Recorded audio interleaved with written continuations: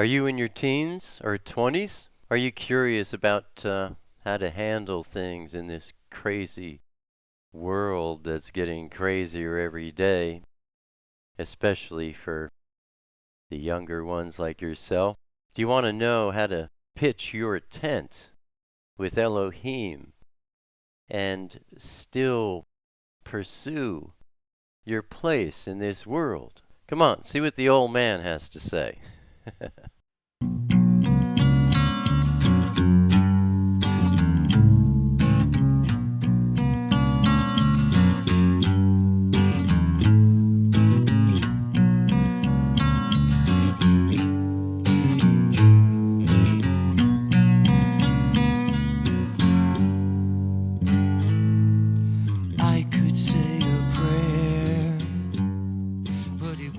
Shalom, my friends.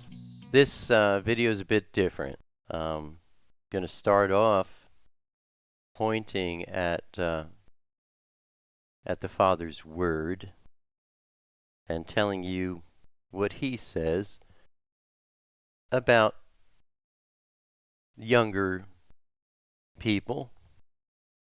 And then I'm just going to talk to you. And this is something I very, very rarely do, is give my own personal opinions.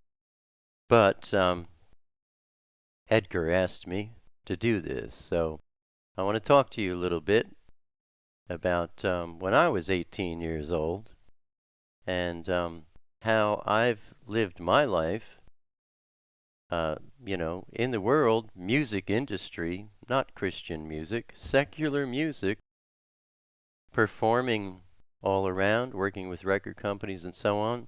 The second half of this video, I'm going to express my personal advice to you. So, I want to start off, like I said, turning to the Father's Word. This is the thing that I try to do most of all on my channel, is to not express my own personal opinions, but to answer people's questions about the Word and to tell them what the Word says only. But first, in terms of the youth, I think one of the first scriptures that stands out the strongest to me is Ecclesiastes. That's Koheleth, chapter 12, verse 1. Remember your Creator in the days of your youth. And a little later in the chapter, we go over to verse 12. Yahweh says, be warned. The making of many books has no end, and much study is a wearying of the flesh. Let us hear the conclusion of the entire matter. Revere Elohim and guard His commands, for this is to all mankind. For Elohim shall bring every work into right ruling, including all that is hidden, whether good or evil. 1 Corinthians, that's Korinthiyim 1. We want to look at chapter 3 and verse 19. For the wisdom of this world is foolishness to Elohim. For it has been written, He catches the wise in their craftiness. And again, Yahweh knows the thoughts of the wise, that they are worthless. Again, Korinthiyim 1, 1 Corinthians chapter 3, verse 19. The wisdom of this world is foolishness. That, along with, I just read in Ecclesiastes, Koheleth, chapter 12, verse 12, where it says that, books are many, and they're also kind of worthless. That, along with the wisdom of this world, is foolishness with Elohim. Bear that in mind, because later on when I express my own personal opinions, I'm going to have something to say about college degrees and education. We look at John, that's Yochanan, chapter 6, verse 27. Do not labor for the food that is perishing. You see the thread that's going on here in Ecclesiastes 12. Koheleth tells us a lot of books are written and they're worthless. 1 Corinthians, we see the wisdom of the world. It's foolishness with Elohim. And now here we see through Yochanan, we're instructed by Yeshua telling us, don't labor for the food that is perishing. Don't bust your butt going after the things of this world. Things, position, power, those things are all perishing. But focus on the food that is remaining to everlasting chai. Focus on the things of eternity. Get your sight set on eternity. Certainly, your sights are set on the things that you're pursuing now, your goals and the things you're trying to achieve. But look at them in terms of eternity. First and foremost, when all of us, when we're 18 years old, we think we're going to live forever. And we are. Everyone lives forever. But not here in this world. The youth today have not been taught, or I don't know, for some reason they don't seem to have it in their consciousness, to respect their elders. I want to look at Colossians, that's Colossim, chapter 3, verse 22.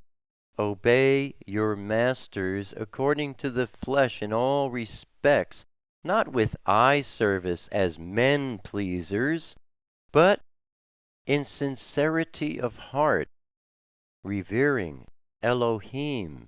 And whatever you do, do it heartily, as to the Adon, and not to men. Do what you do for Elohim, and obey your masters, whether that's your employer, but also your elders. Obey your mother and your father. Honor your mother and father is a commandment. If you want things to go well for you, learn the Father's commandments. They're not just 10, there's over 600. When we hear Yeshua say, put your sights on things that are eternal, not on things that are temporary here, that's a commandment. That's a loving instruction from Elohim that helps us. Now, you do need to have a particular skill, something that you can make money with. But my advice is, make that something that you love. Because then it won't be work. Then you can make money doing something that brings you joy. And if it brings you joy, it's going to be a berekah to others. Pursue something that you truly love, not something that suits the world. Let's go to Romans. That's Romiyim, chapter 12, verse 2. Do not be conformed to this world, but be transformed by the renewing of your mind. If you haven't purchased my book, Road to Paradise, How to Find the Way, I talk about this quite specifically in my book. And you'll see a link to get my books at the very end of this video. I encourage you to do that. Learn how to not be conformed to the ways of the world, but to have yourself transformed by the renewing of your mind. How do you get the renewing of the mind? you get in the Word. Very simple. In the book of 1 John, that's Yochanan 1, chapter 2, verse 15. Do not love the world, nor that which is in the world. If anyone loves the world, the love of the Father is not in him. I just want to cover things here in the Word before I give you my own personal advice, talk to you about the days of my youth. In the book of Proverbs, that's Mishle, chapter 16. We want to look at verse 3. Commit your works to Yahweh, and your plans shall be established. Boy, I can tell you, I can give you testimony on that, and I will. In the book of Luke, that's Lucas, chapter 14, we want to go to verse 28. For who of you, wanting to build a tower, or a career, or a business, does not sit down first and count the cost, whether your possessions will finish it? There's a good little chunk of advice there, my young friends. What you want to do, if you want to build a business or pursue a career, you're thinking about going to college, sit down and take a look and take stock of what you're made of and of what you have, and see that you can pile up enough resources to say, yes, I can do this. That's just another way of confirming with Elohim your plans. And especially like we read in Mishle, Proverbs, commit your works to Yahweh, and your plans will be established. Those are the scriptures that I wanted to cover. If you haven't, maybe you can jot those down, read them later, meditate on them, keep a list of them, read them periodically, regularly. That's the Father's word. They will transform your mind. They will, every time you meditate on those scriptures that we've cited here so far, every time you will receive revelation from the indwelling Ruach. And, by the way, if you have not yet been born from above, not born again, born from above, if you've not yet made Elohim your Adon, that's your master, the master of your life, if you've not yet received the indwelling Ruach, Spirit, that's primary. And it's no big deal. It's just a matter of you getting on your knees, going before the Father.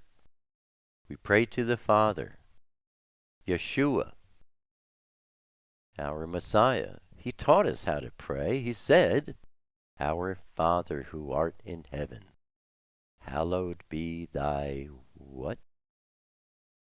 Hallowed be thy name. And what's he teaching us? We pray to the Father, our Father who art in the Shamayim. Hallowed be thy name. Know his name. How can you hallow his name? Is the first thing Yeshua pointed at. He says we pray to the Father, and we recognize and we hallow his name. His name is Yahweh. It's not Yahuwah. It's not Yahweh. It's not Jehovah. It's certainly not Lord or God. It's not Elohim. Elohim is a descriptive title for the Father, his Son, and his indwelling Ruach. Spirit. His name, to be hallowed, is YHWH. It's the name above all names. It's the name he gave his son. When we say, in the name of the Messiah, in the name of Yeshua, that name is the name above all names, his Father's name, YHWH. He said, I didn't come here to glorify myself. I came here to glorify the Father. So get that straight. Get down on your knees. Pray to the Father. And make a commitment to him. Tell him that you want him, his Son, and his indwelling Spirit to be your Adon. And that you want him to teach you how to pitch your tent with him. And he, you ask for that and then watch and see what happens. Let him know that you recognize what he did, sending his beloved Bane, his son, here to take on the flesh and pay your debt for you, and let him know you recognize and you fully believe he died and was the first fruit of YHWH to be raised from the dead and transformed. And, ask the Father to fill you with his Ruach. And know that, once you make that prayer, there's a change in your life. Follow him. Get in his word. Learn what his word says. Develop a daily prayer life, especially in the morning, the first part of your day. YHWH always wants our first fruits. Give him the first part of your day.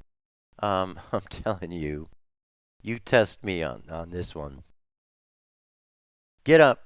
The first thing you do tomorrow morning is you pray to the Father. Open up to the Psalms or Proverbs and just read one little sentence. Meditate on it. Talk to the Father about it. And talk to him about you giving your day to him and asking him to reveal himself to you this day. Test me on this. You will see by the end of the day that your day was different in some very cool ways. Do that. This is most important, to have a good prayer life, to be in his word, to learn, what his word says and what his plan is and what his not his commandments, his loving instructions to his children. I cover all these things in detail in my videos. If you haven't really dug in yet, dig in. And if you have any questions, let me know. I quit school when I was 16 years old. In New Jersey, here in America, you can't quit school until you're 16. If I could have quit sooner, I would have. I was 14 when I started playing guitar and musical instruments and writing songs. And by the time I was 16, I had a good number of original songs under my belt, and I knew that that was the direction I wanted to go in with my life. When I was 16, I could legally quit with parental consent, so I sat down with my dad. My relationship with my dad was amazingly beautiful. I mean, we were really, he was the best friend in my life, aside from being my dad. But I got, I honored him as Abba instructs us to do, and I told him, I said, I want to quit school, and I want to pursue music. A lot of people worry when a young person says something like that, well, how are you going to live? How are you going to make money? Musicians don't make money. And that's pretty much true. You can be broke a lot of the times. What if, my dad says, well, what if that doesn't pan out? I said, I don't know, I'll open a music store or something. If you read my book, Abba Father, Elohim, made himself known to me when I was 4 years old, and in such a striking way that I kept a regular dialogue going on with him from, the age of 4 on. No kidding. So I've always been a bit different from all the other kids I grew up with.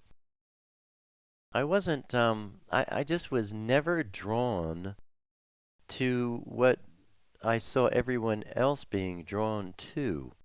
Get a good job, get a house, a couple of cars, the swimming pool in the back, and the kids and all that. That, it's never made a lot of sense to me. My sights were always on eternity, certainly because of that early experience I had with Elohim. It's in my book, I was 4 years old, laying on my back out in the fields, looking at beautiful clouds floating by on a pristine blue sky, and at one point, I realized that I was having a conversation with a malach. It's an angel, a messenger. The messenger was in the cloud. And that I had been talking, not only for quite a while, but had had many previous meetings like this, where I was being instructed, and the details I was not allowed to remember. And I explain in my book, I've always, as the years went by, and I asked, why, I always resolved that the information that and the conversations that I was having with my guardian malach were not to be remembered consciously, because then you would have a tendency to manipulate and contrive things, but rather it was more so remembered in my heart, so that Yahweh could see what kind of actions I would have without ulterior motives. You know what I'm saying? But that set me up where the Abba allowed me to remember one thing, and that was the closing statement of my guardian malach, who said, that's it, Alan, we can't have these conversations anymore because you're becoming conscious. Again, I was 4 years old. And, when you're conscious, this has to be stopped, because then you'll be telling other people and your parents will think you're nuts. And, there's been a lot of stories. Little kids, they have friends that they can see, nobody else can see. Anyway, the malach told me, no more. This has to stop. I will see you on the other side. And that's what locked in. And that's what I always questioned. Abba, why did you let me remember that? Obviously, it's important. And, after all these years, now I have a pretty good idea why he let me remember it, because of the way it affected me. Just in a very simple way, that I knew something eternal was established with me for the very beginning of my life. And it just set me up in a way that I was always looking at eternity after, I would die and go back to be with the Father, or whatever happens. That was always more important than this, like what's 70, 80, 90 years compared to billions of years. Can you measure the difference? I mean, if you consider it that way, this life is pretty meaningless compared to billions and billions and countless eternity. And yet it's very meaningful, because it establishes much of what you will have throughout eternity. Now that makes this very important, but not in terms of money or houses or car possessions, power and control over other people. So I just always had that way of thinking. And when I was 16, my thought was, pretty soon I'm going to be going out into the world. I don't know what my life is going to be. I know that I have certain levels of control over it, like, okay, I want to be a singer-songwriter, performing artist. I can make that decision. I can go and do that. But I always felt like it didn't matter what I did. Elohim has a plan for my life that if I'm paying attention to him every day, his plan will be established and I will have a good go of it no matter what. Just always believed that. And that's how I pursued it. When I first started playing guitar, now, speaking of education, and maybe you're thinking about a college degree, I have always advised younger people, if you know what you want to do, forget about college, just do what you want to do. If it's something that you can do without a degree, if you don't need the sheepskin, as they call it, then why spend $150,000 on a piece of paper so that you could go into business doing something that you are able to educate yourself on without spending $150,000? And if you have a talent in that area, and if it's something you love, then you will have a gift for it, and Elohim will baruk you with it, or rather, he will barach you, and you could spend that $150,000 building your business. You'd do a lot better. So many young people are coming out of college with a $100,000 debt that they have to worry about, and they can't even get a job in the marketplace because the business in America is collapsing. And it's going to continue. We're in the last hour. Things are going to get crazier. Things are not going to operate the way they used to. So it always seemed kind of silly when I would look at people and they're saying, oh, well, this is how you do it. You have to get a college degree because then you can't get a job. And, well, what makes you think you want a job in the first place? Do you know what you want to do? Do you have a love for something? If you don't have a love for something, I don't know that college is going to help anyway. At any rate, I was 14. I started playing the guitar. My dad says, oh, you should educate yourself. Go take guitar lessons. I said, I don't want guitar lessons, Dad. I'm having fun. I'll learn, teach myself. Oh, well, try it anyway. Okay, Dad, I'll do as you request. I took one guitar lesson, and I thought it was ridiculous. It was ridiculous. And now, I'm enough of an artist and a musician to know that it was ridiculous.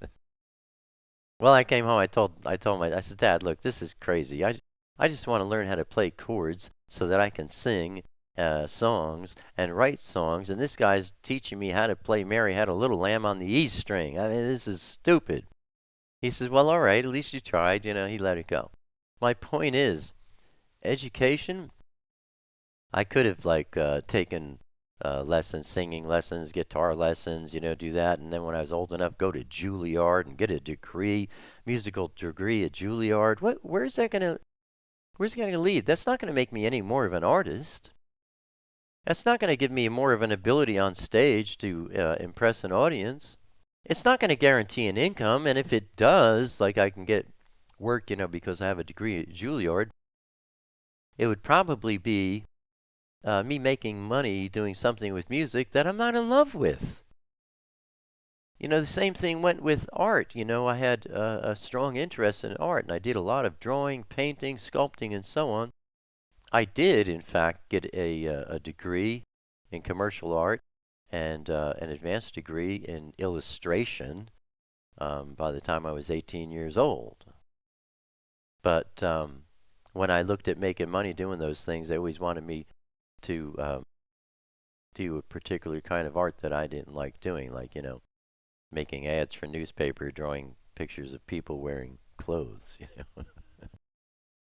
So that's my point. I could have gotten an education, to get paid to do something that I thought I loved. But if they're paying you, then you have to do maybe something you love, but the way they want you to do it, now you don't love it. In fact, you wind up hating it. There's a lot of misery involved. I always thought, everybody I know, they're all going in this one path. And then I thought about the words, take the narrow path, because few are those who find it.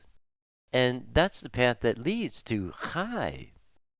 And, avoid the broad path, because many are on the broad path, and that's the one that leads to destruction.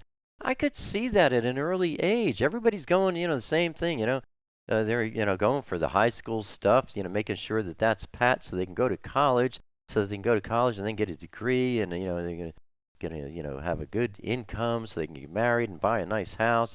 And I was like, that doesn't look like fun to me. I mean, I can go out and get on stages right now and play my guitar and sing songs and do something I love. Like, that's fun. I'm pursuing that. And, I'm an old man now. I've said this before. I've never had a job. My job was writing songs, performing them, recording them for 30 to 40 years or even more. I mean, I'm still doing that. But I pursued what I loved. I always found a way. There were times where I was making a lot of money, living like a king. There were other times where I was flat broke, sleeping on the floor of a publishing company, with not even any much money to buy some food and eat. Those were some of the most fun times I had. But I was always happy, and I was always doing what I wanted to do. Anyway, there's more details there in my book, too, about the record industry and how I handled that. But Edgar asked me, when you were 18, how did you pursue all this? My friend, I pursued my relationship with Elohim, first and foremost. Secondly, I pursued the thing I loved, writing songs, getting on stages and performing them. It was very exciting, wonderfully rewarding thing to do. When you're doing something that you really love, there's great rewards and excitement in it. You want to do this, and you pursue it, and you achieve it, and it's like, wow, I did that. It's very exciting. So, that's my advice is, don't think that college is the only way. Certainly don't think that college is some kind of a guarantee. No way, man. It's not a guarantee.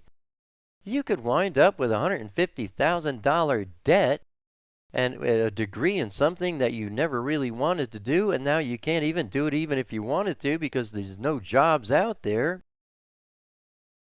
Trust in Elohim. And if you have a real relationship with him and you talk to him every day, you can trust him and he will not let you down. I'm living proof. I grew up here in New Jersey. I lived in Los Angeles for 8 years and would come back and forth. I'd be performing in LA, back to New York and New Jersey, be performing in New York City, performing in New Jersey, back and forth. I lived in Nashville, Tennessee for 10 years, wrote songs with some of the biggest name songwriters there are, performed there, worked with publishers, record companies. I've had all kinds of wonderful experiences. And like I said, there are times where I was up, there were times where I was down financially, but always happy. Pursuing my life here on this earth, always to see what Yahweh wanted from me. And, with music, it's kind of cool because I had something to give to the world. And I was always giving it. And then, too, if you want to go to college, this is another point I wanted to make is it doesn't really matter whether you go to college or not. If you know what you want to do, skip college, get some money instead of paying it to some educational institution. pay it to a bank and use that money to get your business started doing what you want to do. On the other hand, if you want to go to college, because you need a degree to do this and you want to be employed by whomever, go ahead and do that. You can do anything you want in this world. It doesn't matter. What does matter is that you do it with Elohim, that you are pitching a tent with Elohim. I don't care if the tent is in the music industry or in psychiatry or, in fabricating motorcycles. Whatever, pitch that tent with Elohim and you'll have a good go of it. Life is full of ups and downs, and like Yeshua said, as long as we're in this world, we will face trials and tribulations. But you know what? No matter what kind of problems you ever face, they are your problems. And because they're yours, you have the tools to fix them. You would never want to trade problems with anyone else. No matter how bad you might think your problems are, you try and take on somebody else's problems, and they're a whole lot worse because you don't have the tools to fix those problems. Your Creator has given you what you need, and if you have problems, He has given you the ways of fixing them, and they are your problems. That's a wonderful thing. Instead of looking at problems like, oh, this is horrible. No, these are my problems. This is my challenge. And guess what? I have the tools to fix these problems because they're mine. Turn it into an exciting adventure and a challenge and go after that. But, the main thing is pitch a tent with Elohim. No matter what your tent is, pitch it with Him. And go after what you want. Look at it as an adventure, not as a threat or like, oh, geez, I have to do this or something bad's going to happen. Or if I don't achieve this, then it's going to be a problem. Forget those things. Don't think about tomorrow. Tomorrow has enough problems of its own. Just focus on today with Him. Talk to Him about everything. You get up in the morning, talk to Him. You say, Abba, these are the things I'm trying to go after today. Help me to understand. Give me knowledge. Give me wisdom. And just, trust in Him. It doesn't matter whether you go to college or not. It doesn't matter what you do so long as you're not doing something that you don't believe in. That's bearing false witness. That's, his commandment. Do not bear false witness. Well, that means for yourself, too. Don't lie to yourself, doing something because somebody else wants you to be that, No, be true to yourself. Walk with Elohim. Let me see. I made some other notes here. Let's see. That was the school thing. I'm sorry I'm so long-winded about it, but maybe that's a good thing. I hope it helps you, PhD, that stands for? Piled higher and deeper. Do you need it? Do you need a document that says you're capable of something? A lot of times the answer might be no, in which case, skip that and just do. Mean what you say and say what you mean. Look at Matthew, that's Matithyahu. Chapter 5, verse 37. Have integrity. Television, music, movies. Be careful. Don't, The Walking Dead? Are you kidding? Why would anyone be interested in The Walking Dead? Call me old-fashioned if you want. But, who is illogical here? Me or the person that thinks The Walking Dead is cool? Give me a break, man. That's disgusting. What is cool about The Walking Dead? If you think that stuff is cool, You're making friends with demons, and they are going to turn your life into a walking death. Don't go there, man. Don't watch movies and don't listen to music that is full of evil messages. And if you don't know those messages are evil, wake up. It doesn't take anything but an open eye to see a pile of crap. It's pretty obvious. And you have a nose, you can smell it too. Sorry about that. It's true, man. Movies? You want to watch movies? Check out movies from the 1940s. You know, the old days. I love the old movies. Those movies, they all have statements about morals and principles and integrity. I learned a lot as a young boy watching these movies. A lot of those movies taught me how to have integrity. And they talk about goodness, you know, good versus evil. They have morals. They're all based on dialogue. Movies today, there's no dialogue. It's just all bing, bing, bing, bing, bing, bing, bing. Every second, a new image thrown at you. And what's the point? Is there a point? You know, if you're young, you probably don't think a movie's supposed to have a point. It's just supposed to be entertaining. And then you think that that's entertaining because it's constantly moving, gets your heart pumping or whatever. No. If you aren't sure about the old movies, watch any movie that was made in 1939. 1939 was an amazing year for movies. There were more of the coolest movies made in that one year than at any other time in history. And into the 40s, those old black and whites, I think they're very entertaining. But if you want to watch some movies, if you've never checked those out, check them out and pay attention to the dialogue. They get you thinking, and they get you learning. That's my deal on entertainment. Sex. You know, when my daughter was 17 years old, I remember sitting down at the kitchen table with her and her friend. And they asked me for my advice on relationships, and I said, you know what?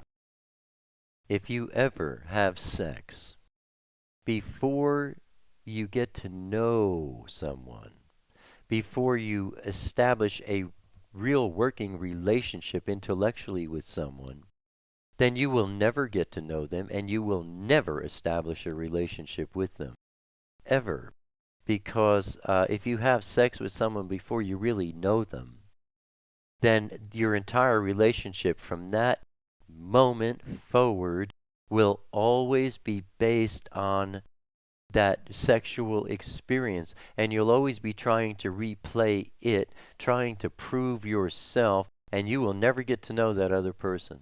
On the other hand, if you abstain and you do not let it go there until you've learned to really like each other, get to really know each other, get to really enjoy each other, doing that, you might find out that you don't like each other at all and you part ways. But if you really establish a relationship and you really get to know someone, then when you start getting into sex, it's not going to be sex.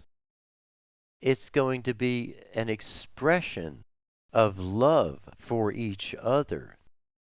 And if you've gone that way to build a relationship, and then you start getting into the sexual nature of the relationship, and it's growing in that way, then you need to talk about marriage or stop it. One or the other. Learn how to cook. Yeah, real funny, right? Learn how to cook. You know, I grew up in a big family. I was the youngest, and we had 6 kids in the house, and I was the only boy, so like I was really spoiled. And I always said, you know, that's why I wound up on stage, because I was raised in a house. I had 5 older sisters and a mother. Really, I had 6 mothers.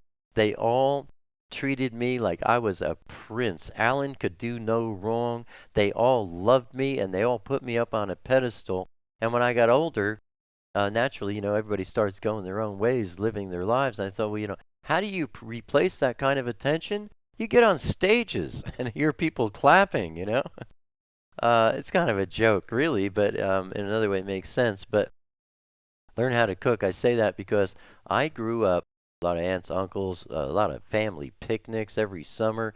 Man, there was food from the Middle East like nobody's business. And my grandmother, my teta, holy mackerel, could that woman cook? I'm telling you, I could go off a ledge talking about how good her food was, and there's no possible way I could be exaggerating.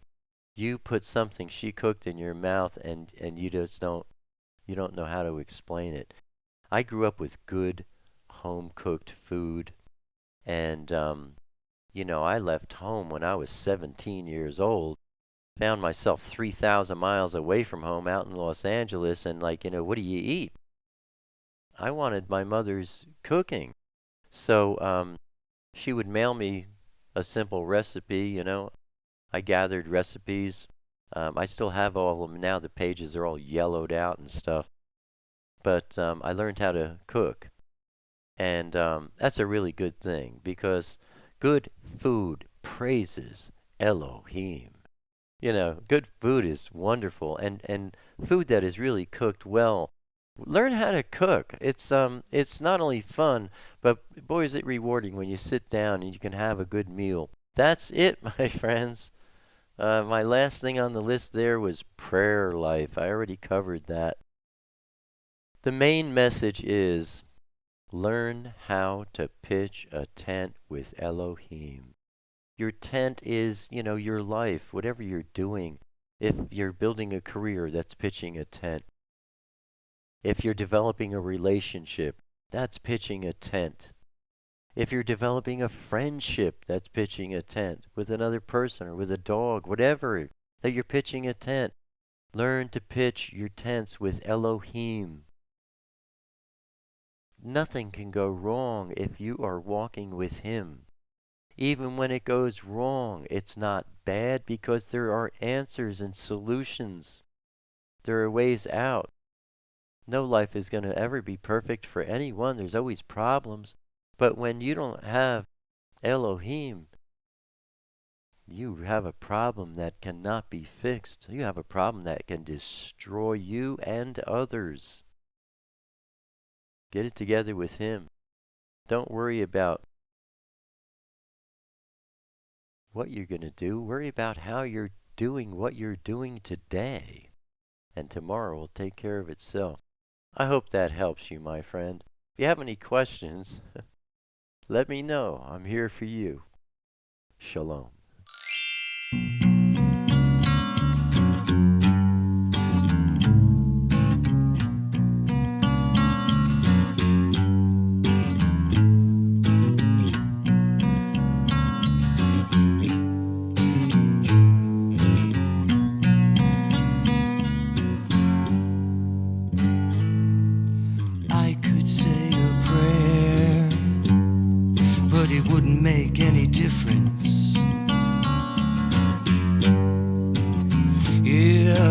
I could tell the truth and you wouldn't believe.